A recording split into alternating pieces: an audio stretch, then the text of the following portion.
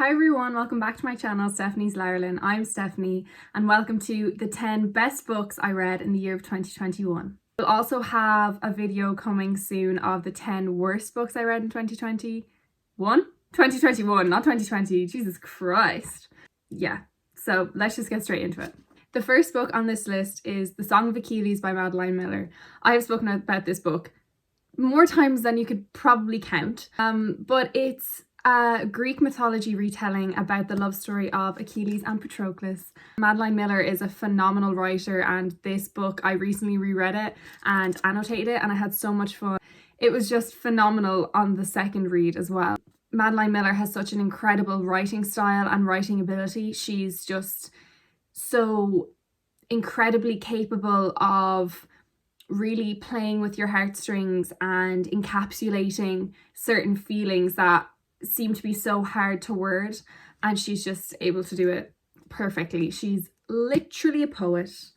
I did not know anything about the Iliad or Achilles and Patroclus or any Greek gods or Greek mythology in general before picking up this book, and I've learned a lot about the Iliad and everything like that. And yeah, I think that's why it was so impactful for me the very first time I read it, because I did not know the way it was going to end. This whole video is going to be so repetitive because I'm just going to be like, I love this, it's so poetic, it's so amazing, it's so this, because I don't have a wide range of vocabulary, apparently.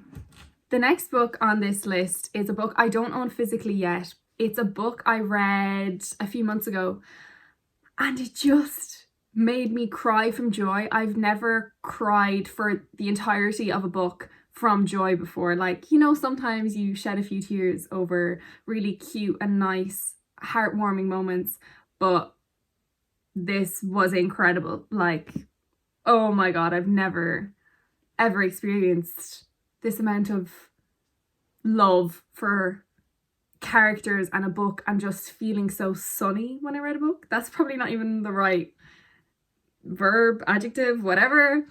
And that is The House in the Cerulean Sea by TJ Klune. So excited to get a physical copy so I can annotate it and reread it. And I think it's just going to be one of those books that I'll pick up and reread anytime I'm feeling down, because it really just makes you feel like the world is kind and lovely and full of love. Speaking of love, the next book I have is a book about love and all the different types of love and falling in and out of love. And that is The Seven Husbands of Evelyn Hugo by Taylor Jenkins Reid.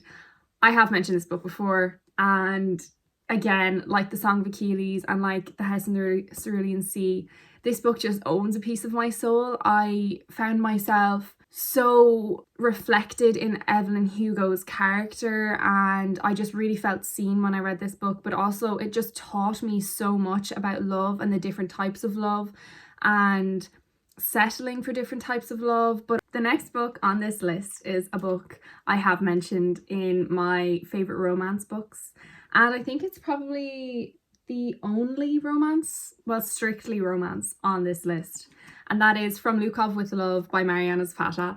In my last videos you probably would have seen I didn't have a physical copy of this book, and I actually got it as a present for Christmas off one of my best friends over at Perfect Paperbacks, and we're actually currently buddy reading this. I'm so behind because I've been doing exams. This book is just phenomenal. I love it so much, and it's such a good romance book filled with all the best tropes. It's about Ivan, right? I say Ivan, but people say Ivan, and like, because his second name is Lukov, I feel like his name should be pronounced Ivan. But it's about Ivan and Jasmine, who are both figure skaters, and Jasmine kind of hasn't been doing too well lately, and she's kind of just holding on to her dream of figure skating, and Ivan is looking for a partner to skate pairs for.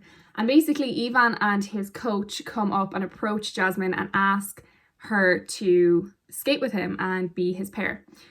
And they hate each other. They always have. They're like rivals. The characters themselves individually aren't just glossed over because they're in this relationship, and the entire book isn't just about the relationship. It's about these singular people themselves and their own struggles, and then them together, and then their struggles as well with them being together.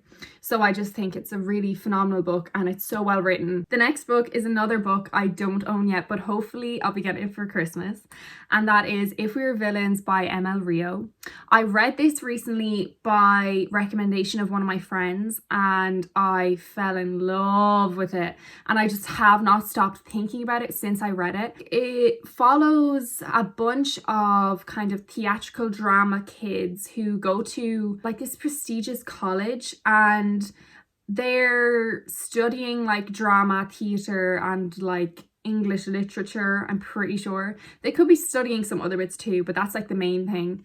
And so they put on performances a lot. There's a big friend group and their entire kind of vibe is just Shakespearean times, and like they're literally quoting Shakespeare in normal dialogue, in normal conversations, and it's kind of comical. They end up like killing one of their friends in the friend group.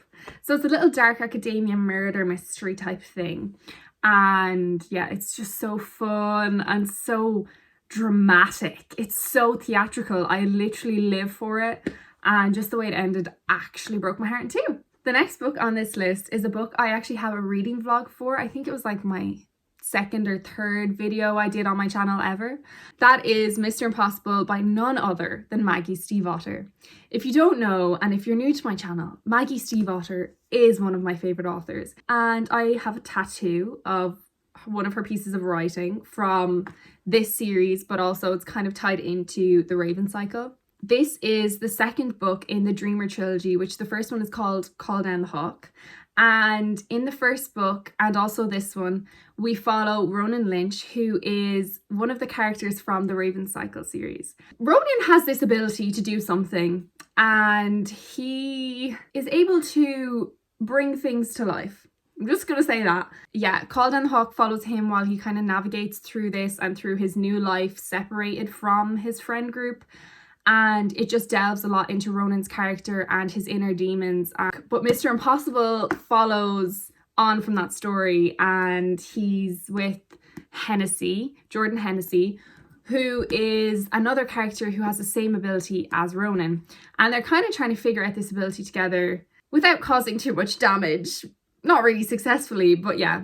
I originally started reading this series summer of last year, and it was when I first started getting into books. So this series really is the kind of foundation of me finding my love for books again. And that series is the Throne of Glass series. And the second last book of that series is Tower of Dawn by Sarah J. Maas. The entire Throne of Glass series, if you didn't know, follows Adarlan's assassin. This assassin badass bitch called Selena Sardathian finding her way through political dramas. This is the second last book, and this one actually separates a bit from the series. So the book before this, Empire of Storms, is left on a really big cliffhanger, and then when we get into this one, we don't actually follow our main character Selena Sardathian. We follow a side character called Cale Westfall, and a lot of people hate on him.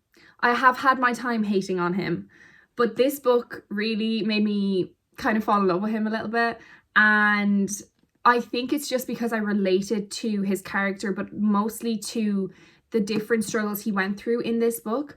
That's why I loved it so much. And then also I think the world development and just the plot development that happens in this book is so integral to the story and so well written, and it's just a really different side of the Throne of Glass world that was really nice to see. This book, I just loved it so much, but this had to be on the list. But the next one, the last book in the series, definitely, and that is Kingdom of Ash by Sarah J. Maas.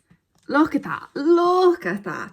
It is a big boy. This one, I think the reason why I put this on this list, and it had to be on this list, was because it's just so good. Like, the conclusion to the story, although it wasn't exactly what I wanted, it was done so well. And the different things that happen in this book, you're like trying to catch everything at once. There's so much going on, and just the character development, that everything that comes to play in the end of this series, and all the character development and how the characters kind of converse with each other now at the end of the series. But yeah, I sobbed and sobbed and sobbed when I read this book, and I'm dying to reread it, but it's so intimidating because I have to go through the whole series and I'm just like, I want to read the last one again. I just want to read this one, so I might do that.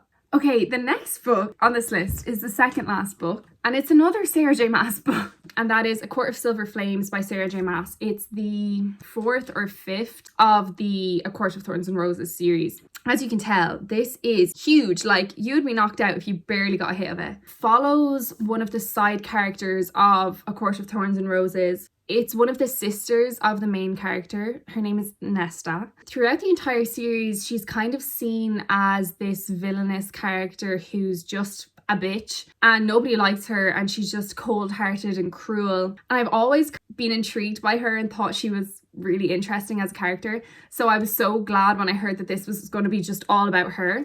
And basically this story follows after a really traumatic thing happens to Nesta and kind of all the characters in the story, but especially Nesta. It's kind of her dealing with her trauma, or rather not dealing with her trauma, and how that impacts her life and her other relationships and her relationship with herself and to herself. This story was so well done, and a lot of people talk about it for its smut, which, don't get me wrong, was good. Cringe in some parts, but good. But for me, the reason why I love this book so much is because of Nesta's journey and the way mental health was dealt with in this book. And it was clear that Sarah J Maas really took her time to make sure this story and book was properly reflective of people who go through these type of struggles daily. So nice to see a story about women being women and being strong women, even with their faults and their brokenness. It was just phenomenal, phenomenal, phenomenal. We have come to the last book on this list.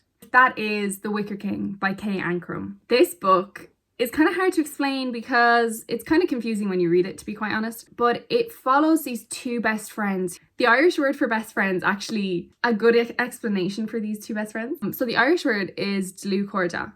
And Dlú Corda kind of means like friends that are stuck together. And it means best friends. And I just think it's a perfect word to describe these two people. So we follow these two best friends who are broken in their own way. And one of the friends in particular is kind of going down a bad route. He is struggling mentally a lot, and as the story progresses he gets these visions, and the visions progressively get worse and worse, and he kind of doesn't know what's real and what's fake. They kind of end up getting wrapped up in these series of events. But the whole story, to me, and why it's so impactful and why I love it so much, is because it really delves into being extremely dependent on another person, and these two extremely codependent people who are nothing without each other, or who think they are nothing without each other, and how that can hinder relationships, whether it be that relationship or other relationships, but also how it can hinder the person themselves separately. It's really good, really well written. I just adored it, and it has so much fantastical elements. It's like magic realism kind of thing, and it's just incredible. Thank you so much for watching this video. Subscribe if you'd like to see more videos from me. Bye.